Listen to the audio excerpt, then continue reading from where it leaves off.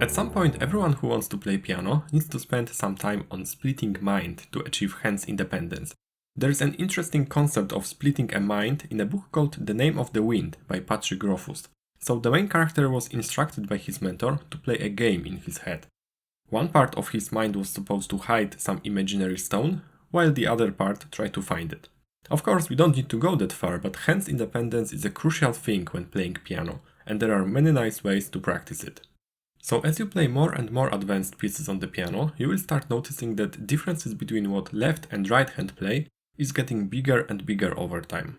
The exercise that I have for you is built on arpeggios and scales.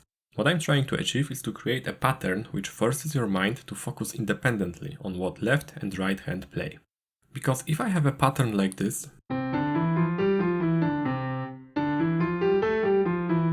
at some point your muscle memory will start taking full control, and it will be pointless for hands independence training. Okay, I will start slow and increase difficulty step by step.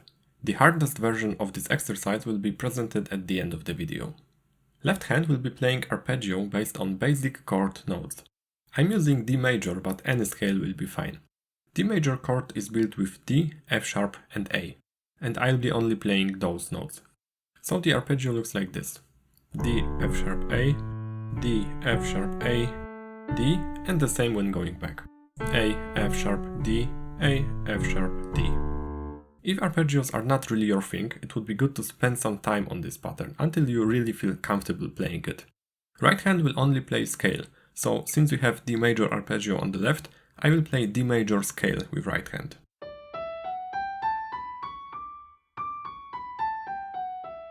Remember about moving your thumb under the third finger when moving from F sharp to G.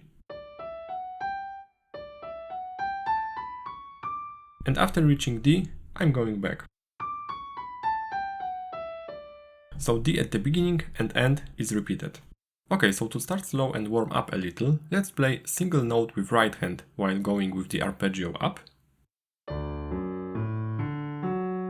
And then after hitting this D, I will go down with the next note from right hand.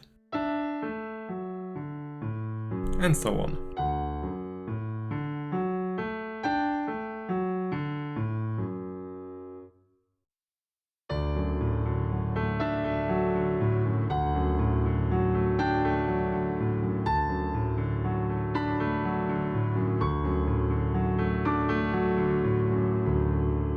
So I'm playing new note with right hand every time the left hand plays D.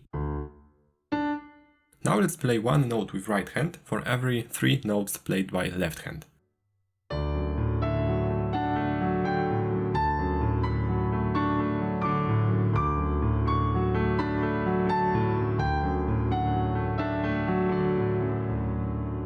This is a little harder, but still, after some time your muscle memory can take control, because you can see that left and right hand kind of fit together.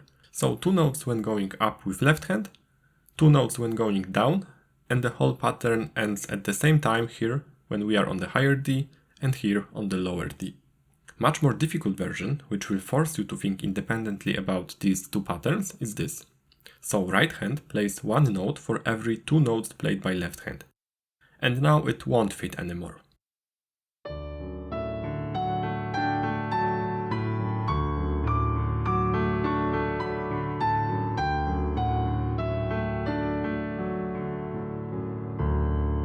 Pattern for right hand ends in the middle of this arpeggio in higher D, and the same in lower D.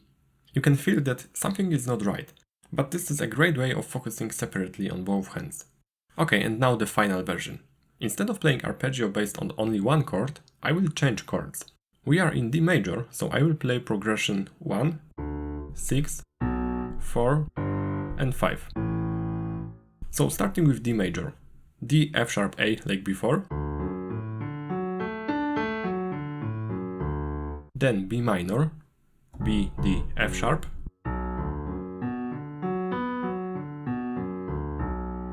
then G major, G, B, D,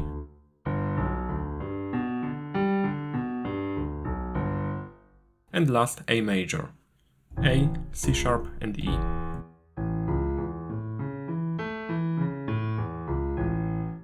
And now it will sound really weird because I changed the chord while still going up or down the scale. It sounds like there is something wrong here, but really, try it yourself and you will feel that you really need to concentrate on these two patterns separately.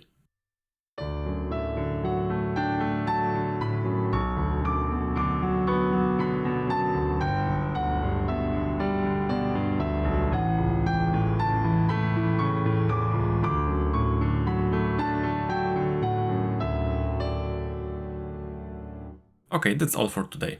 You can find the link to this exercise in the description below. And don't forget to subscribe if you want to see more stuff like this. See you next time.